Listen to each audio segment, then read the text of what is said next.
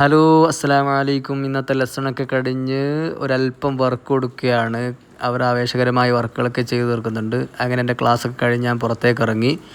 ഇന്ന് കാസർഗോഡ് SP ഓഫീസിലേക്ക് ഒന്ന് പോകാനുണ്ട്. അങ്ങനെ റെയിൽവേയിൽ വണ്ടി വെച്ച് ടിക്കറ്റൊക്കെ എടുത്ത് വണ്ടി കാത്ത് നിൽക്കുകയാണ്.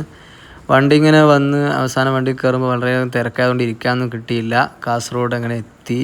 ഞാൻ എൻ്റെ കൂട്ടുകാരനെ കാത്തിരിക്കുകയാണ്. കൂട്ടുകാരൻ ബൈക്കും എടുത്ത് വരുമെന്നാണ് പറഞ്ഞത്. അവൻ 8 വർഷം ഒന്നിച്ച് ഒരേ ക്ലാസ്സിലിരുന്ന് പഠിച്ച കൂട്ടുകാരൻ. അങ്ങനെ നമ്മൾ രണ്ടുപേരും കൂടി SP ഓഫീസിലേക്ക് പോവുകയാണ്.